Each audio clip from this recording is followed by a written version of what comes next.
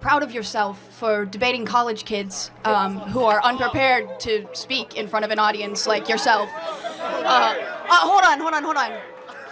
You're 30 years old. We can agree you're 30 years old, right? Do you think that's a little bit silly? Are you a voter? I am a voter. I'm a registered voter. I vote and you vote. So I'm talking to voters of this country that will determine the future of Western civilization. That's what I'm doing here today. Yeah? Wait, hold on. How is it any different than a professor talking to you? Than a professor talking to you? Who are you? Well, important enough for you to come up to a microphone. Actually, when I first saw this ad, I thought it was like an improv comedy thing. It looked so ridiculous that I didn't even think it was real.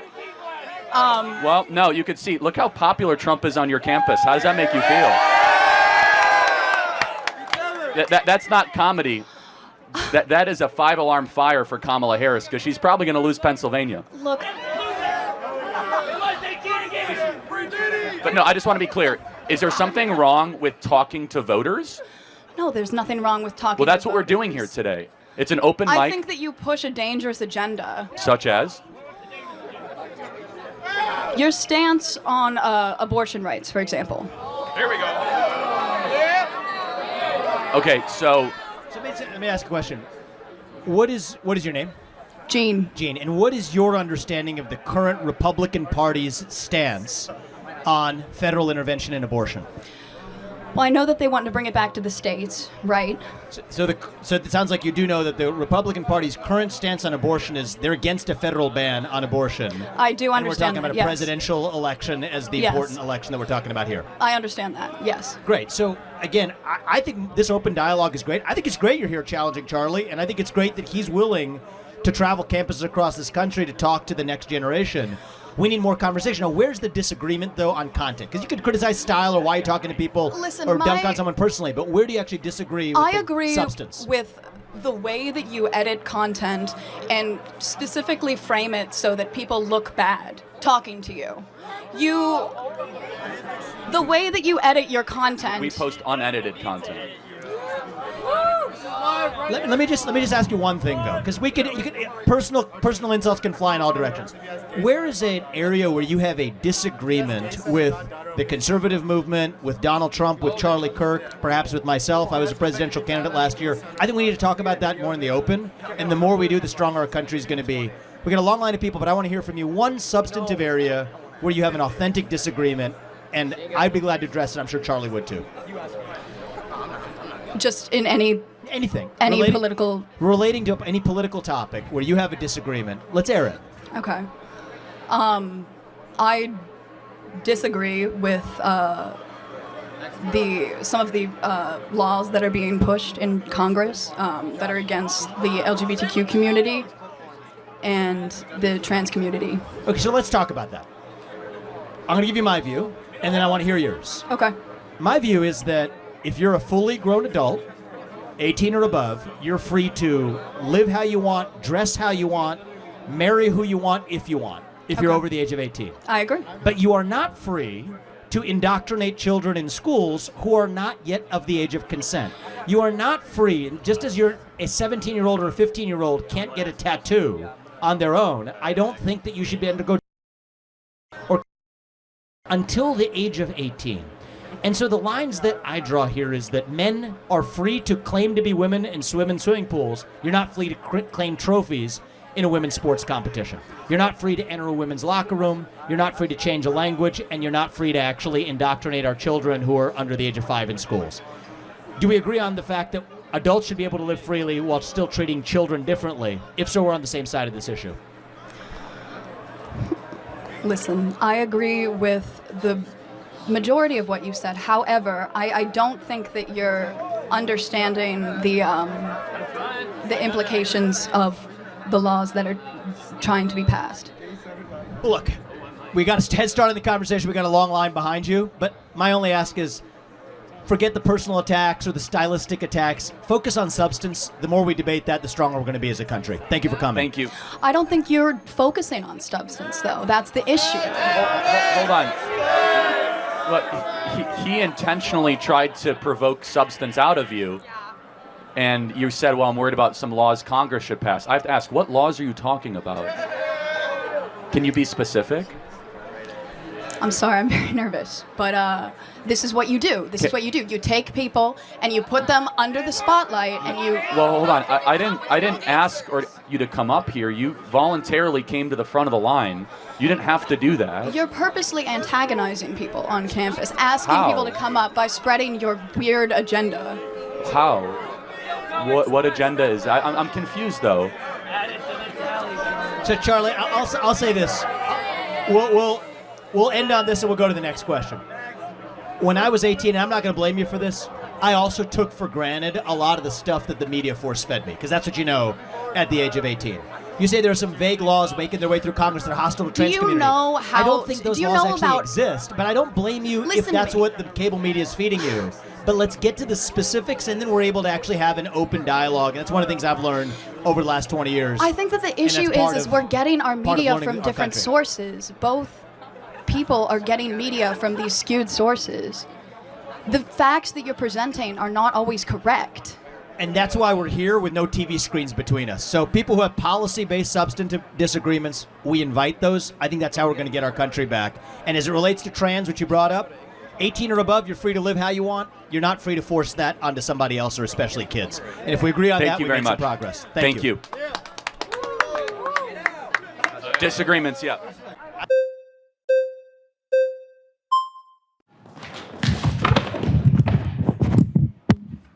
Okay, what's your name? Naima. Nice to meet you. Okay, can I just ask, at how many weeks do you think that a fetus is viable? Well, viability and moral worth are two different things. No, but I'm asking you, at how many weeks do you think a fetus is viable? Well, at about 20 weeks, a baby can survive outside of utero. So it's actually 24 to 26 Well, it's weeks? 20. The youngest ever in a NICU unit actually happened in San Diego, not far from here, and survived at 20 weeks. Okay, so under Roe v. Wade, 93% of abortions happened in the first 13 weeks of pregnancy. That's 93% of the abortions happened well before a fetus is technically viable For as sure. a form so of life. Let's go into viability. So what is it about, let's say, a 6-week baby that has a heartbeat, its own DNA, fingerprint, brain waves, that is less moral worth than an 88-year-old right now with dementia in a home down the street? That person requires assistance, requires help. Why is it that the 6-week baby is of less moral worth? Well, first of all, it's not a baby, it's a fetus. Well, what does fetus mean? A fetus is in utero. What does fetus mean in Latin? What the f***? I'm sorry, is this It means little human being. Ooh, this smile is very creepy. Okay.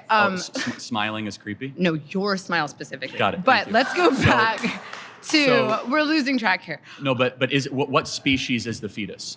The fetus is not a species yet. It's technically classified as a parasite until it is viable. So, now, I want to talk to you about something very quickly. I can't let you get past that. Are you saying a baby is a disease or a tumor? A parasite is not a disease and a tumor. Those are not the same thing. A parasite is defined as something that cannot survive outside of its host. A baby, before it is viable, cannot survive outside of a woman's womb. Got it. So let's extrapolate that. It is not a living organism. Are old people with Alzheimer's and dementia that are being assisted every day, are they parasites? No, they're not parasites. They're human beings who are on the brink of death. Got it. So they're not going to be able to survive. My 4-month-old that requires mom's breast milk and requires daily changes and feedings cannot survive without its own. Is my 4-month-old a parasite? Your baby can breathe on its own. Your baby can drink water from its mouth to its stomach. But it cannot. Your baby can eat it hunt? food. Can it gather? Can it reason? But that's not what qualifies something as being a living organism. Being a living organism simply means, can you survive outside of a womb, outside of your host? Got it. So I just want to make sure I'm clear. Why does that then equate to moral viability? It equates to scientific viability. Why? Under what standard? Because it is not alive, and you are advocating for the rights of something that is not technically a life. Got it. So what is something while that has sacrificing the needs of the human woman who is alive. Got it. So, but a mom can survive. Yes. Without the baby in her. Right? Yes. The baby cannot survive without the mom. Yes. But a mom cannot survive without her lungs. So it's not her body, it's in her body. It's not her DNA, so it's not her choice. So it actually is directly her DNA. It is 100%. It's 50% of her DNA. Half her DNA. You dropped out of college And your highest, Community college. sorry, your Harper College experience. I apologize. barely was smart enough to make it through community college. Okay, so Barely and made it through high school, your too. highest degree level is an honorary doctorate degree from Liberty University. No, that's true. I do have an honorary PhD. Yeah. So essentially, what are your qualifications for arguing that college is a scam, or really having any economical knowledge at all, when likely the vast majority of the students here know more than you about economics as a whole? Okay, so, no, hold on. It's okay, guys. It's okay. Who's Milton Friedman? Who's Milton Friedman? I have no idea, and it's not important to this conversation. Who is Ludwig von Mises? These are all probably economists, and the same Yeah, thing. who is John Maynard Keynes? Okay, obviously I know who Keynes is. Oh, obviously, yeah. He's the most famous economist of all Well, time. You don't know Milton Friedman? I mean, that's an economist. Okay, how about Murray Rothbard? That's another economist. F.A. Hayek? I don't know who that is. Well, then you just came here and insulted my intelligence. You're right, I barely made it through community college because I was too busy, I don't know, starting a national youth movement with hundreds of thousands of members. Hey, hold on, though. Hold on. Employing hundreds of people, raising hundreds of millions of dollars, Yes. having a top 10 most popular podcast, Sure. and reaching tens of millions of people online every day. Sure, But hold on. but you're also What are my calling all of your qualifications? constituents idiots No, by I've saying never they said that, participate in a actually. scam. Their Hold on a shirts second. right there. I'm College calling is the a scam. institution a scam. So then I never why- insulted okay, the so then- intelligence. I just so had then- 10 people come up and we had warm conversations. So you asked, what are my qualifications? I'm a job creator, entrepreneur, autodidact. Do you know what that word means? Yeah, self-taught. You know, you should probably learn that word if you're going to come up and insult other people's intelligence. Hey. So autodidacticism is what Leonardo da Vinci was. You don't have to go to college to be wise. You don't have to go to college to be intelligent. I read 100 books a year. I visit over 150 colleges. I'm not saying you're unintelligent. I'm just saying you lack qualifications. Well, are you a New York Times bestseller? Of course not. I'm in Okay, college. got it. So I'm just trying. What are my qualifications? I have published books, read lots of books, dialogued with a lot of people, and instead of asking what my qualifications are, yet can you you're name one thing I've consistently ever wrong. said? Hold on. Name one thing I'm wrong about. You literally just now incorrectly cited the difference between socialism and communism. While you yourself. How so? What did I do? How so? You claimed that Russia was socialist. Russia was The never Soviet socialist. Union was socialist. No, it was a communist nation. There is a significant difference between the two. Why did Lenin say that socialism is the gateway to communism, and he was self-described socialist in his private treatise and documents in the Russian Revolution? Lenin before was he took overtaken over by the Stalin. capital? Hold on a second. No, So- Lenin died, and then Stalin was his successor. Yes. So, but Lenin himself said, quote, that socialism is the introductory phase to communism. Did he not say that? So then the vast majority of people, when they're referring to communist Russia, are referring to Stalin's rule over Russia. That was a communist rule that turned into a fascist rule later on. Okay, so but what thinker was deified in Soviet Russia? Thinker was deified? Yes. Marx. Oh, and what book did Marx write? Yes, he wrote Capital, and he also wrote the Communist Manifesto. Who was his co-author? Who was co-author? Yeah, Engels. Good. I'm Engels. glad college is really paying off for you. Hey. So no, but it's okay. It's fine. He comes up here and insults my intelligence. What are your qualifications? Doesn't even know the co-author of the Communist Manifesto or Das Listen. Kapital. But no, let me just Does my lack of knowledge on that mean that I have no knowledge? You Again, is that the same here thing? and insulted me, and you came up here guns a-blazing, man. And let me just ask again, what did I say that was wrong? I said that under the generally agreed upon definition of communism and socialism, which are interchangeable terms, one is a more harsh degree of the other, is that the elimination of the family, the elimination of private property, and the deprivation of basic human rights such as right to speech, right to assembly, and right to worship. How is that not a good definition of communism or Because socialism? that explains the fascism doctrine? better. Well, but in the Communist Manifesto, Marx said, quote, we are here to destroy the nuclear family and eradicate the family because it was the original oppressive, tyrannical structure. He said religion is the opiate of the masses and that private property must be eradicated. I have just now documented all three of those with evidence back to original source documents. And then in practice, Russia did all those three things when they were the Soviet Union. So where am I wrong? But then at the same time, if you claim that those are all negative things, then why do you practice certain things in the doctrines that you just stated? Well, I'm not trying to take people's stuff away. I want people to have bigger families, and I want churches to remain open. Yeah, but the thing is So how do I practice? No, but your biggest point that everyone here is for is that you're a potential white supremacist. So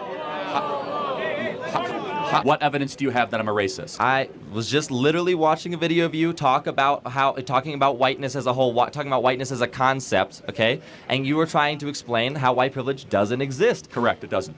You are a white man. How do you know? Because I have eyes. Because you have eyes. That's And not I a have description. reason. So what can a black person do that I can't do in America? Or What can a vice black versa? person do? What can I So, do a black person can't do, I should Let's say? think of some history right here. Let's go No, through the history no, of redlining. I don't need a history. I don't need Yes, listen. no, You're talking about white You do privilege. need a history lining. Clearly, you need a history I know your lesson. talking points better than you do, and I've read all the literature that you have. I've probably forgotten more about the literature.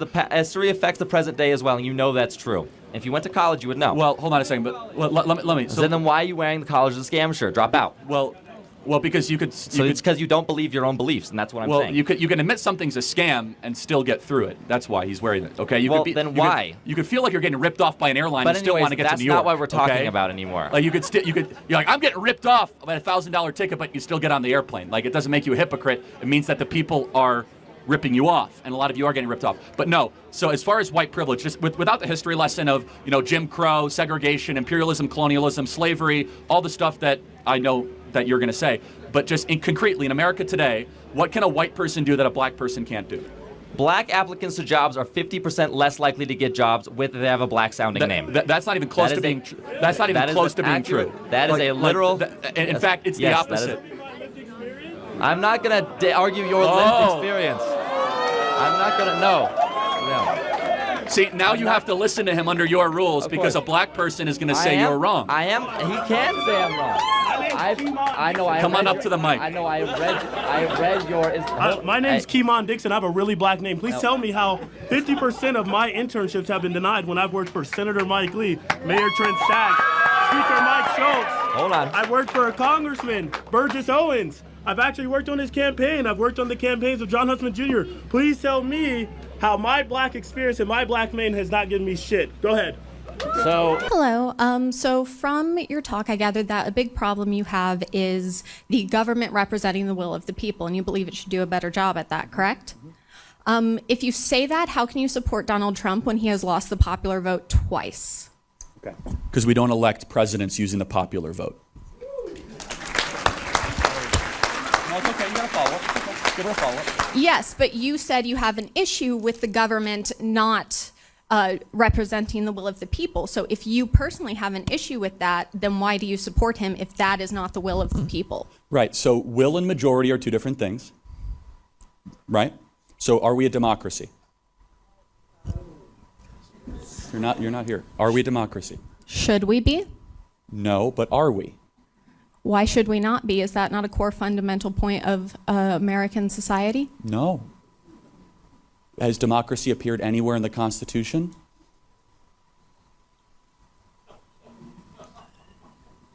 I mean, that is genuinely a valid point. However, your point of the government should represent the people, why is it that democracy is not in the Constitution, or why is it that you believe that the will of the majority is not as important as the will of the minority if your issue specifically is the government should represent the people better? Good question. So we believe in the Electoral College. Why? Because Kansas deserves a voice. Because Missouri deserves a voice. And it's the most important way I could distill it is the union we have is the states created it, the federal government didn't create it. So the kind of price of admission is every state gets 2 senators, congressmen based on population, and then electoral votes based on that population. So you kind of get a mix of both. And it's also this tension. And I would ask the question, if we abolished the Electoral College, do you think that the needs, wants, and interests of Missouri, Kansas, Iowa, North, South Dakota, Montana would be taken as seriously as New York and California? That would be my question to you. Do you believe that some citizens are more valuable than others? Because in our current system, some people's votes hold more sway than others, because people in like Wyoming who have smaller populations have more say than places like here in Missouri and Kansas. Why is this acceptable if it's, again, your issue is the will of the people? Because we're not a democracy. So a democracy is simple majoritarianism. So let me give you an example. In a democracy, by up or down vote, you could say, I want to enslave black people. A constitutional republic, says, no, you're going to have to go through a process to do that. So let me ask you a question. Do you think the majority of the will of the people could ever be wrong? Yes. Okay. So the founding fathers knew it could almost assuredly be wrong, right? So the system of a republic versus a democracy is it has to be slow and arduous and intentional because it has a preference on liberty, right, not on free stuff. And so over a period of time, how do you best protect liberty? Well, you got to spread over all the representation over space and time, right? So you do it over a lot of states, a lot of square miles, a lot of acreage, and it takes a lot of time to take over the federal government, right? You have to win an election, and then an election, and an election. It's not impossible. We eradicated slavery. We gave women the right to vote. So it's possible to get change done. But the founding fathers were less concerned about getting progress done really quickly, and they were more concerned with the government doing bad stuff too quickly. Does that make sense? But that is not what you said. You said that your specific problem is the government does not do the will of the people. Why is it that your will and what you want is more important than that of the majority? Well, it's not my will, it's the framers and the system we have. But to answer your question, I believe the best way to determine the will of the people is through states' rights and states' directives. If Kansas wants to say, hey, we can have decentralized gun laws or school choice, God bless Kansas. And so the question is not, is national will also versus state will, right? So we have to recognize that the values of someone in Kansas, in Manhattan, Kansas, is a lot different than the values of someone in Manhattan, New York. It's a lot different. And so through a democracy, it'd say, hey, the people of New York City want to have firearms confiscated. I don't think that dog's going to hunt in Manhattan, Kansas. Well, Kansas State University, so I don't know. But it allows, answer your question, it allows people that disagree with one another to live in the same nation. You see, a Republican-style government, small r, allows people that might agree on almost nothing to still engage in self-government while still having a national project to participate in. So to clarify it even more, it is a question of the consent to the governed. If it was just a democracy, it would be an up or down vote on every single person, and that's it. The Founding Fathers saw that fail time and time again. Athenian democracy, people just vote themselves stuff. So they said, we have to have some sort of system that realizes that if men were angels, government would not be necessary, but men are not angels, so we got to create some sort of government. Federalist 51, as Madison said. So we got to figure this out. So government is necessary, but we don't want to have too big a government, and people are just going to vote themselves stuff all the time. So how do we do that? Well, local is better than national, but you got to have some sort of a national influence. And so they created the great balance between Jeffersonian and Hamiltonian type philosophy, as we know, is the U.S. Constitution. And the one thing they all agreed on, though, is human nature. They knew that absolute power corrupts absolutely, and that people were likely to abuse it. So I would just kind of counter by saying the will of the people can be best expressed through a multi-state project. For example, I believe an election is much healthier and much more representative by requiring candidates to go to Iowa, Ohio, Michigan, Pennsylvania, and not just spending time on the coast. Because you know why? It might seem as if, oh, we don't need those flyover states. We don't need them. First of all, that's arrogant, prideful, and wrong. How exactly are you going to feed your family, and where do you think the breadbasket of the world comes from? The founders saw ahead, and final thing I'll say is this, is that it was Hamilton, or it was Madison that said, we cannot have the tyranny of the cities over the farmers. And that's built into our system. Thank you for being here tonight. I got to get to the next question. Thank you. So you believe your vote should be more important than others? No, I don't. In fact, if you want, first of all, the way you do senators is egalitarian. The way you do Congress people is representative population. And let me just reinforce this, which again, California still has more electoral votes than Kansas. So there is a precedent, there is a weight on population. It's just done in the context of that every state gets a voice. For example, Kansas, South Dakota, Oklahoma don't get merged in just because they all look the same from an airplane you're flying by. It's a state with states' rights, its own government, its own constitution. So to push back, it's not as if population means nothing, is that population is factored in to a national project. And I'll just say one final thing on states. You go through COVID, Europe, they had one decree, every part of Germany, Belgium, France did the same thing. These laboratories of democracy that continually happened keep us freer. and you have a state rights project or you have a national project, the states' rights project has kept us freer, has kept people more prosperous, because if you don't like your government, you're closer to it and you can make changes and adjustments. Thank you. Got to get to the next question. Thank you. Got to get to the, I'm sorry. I got to get to the, thank you.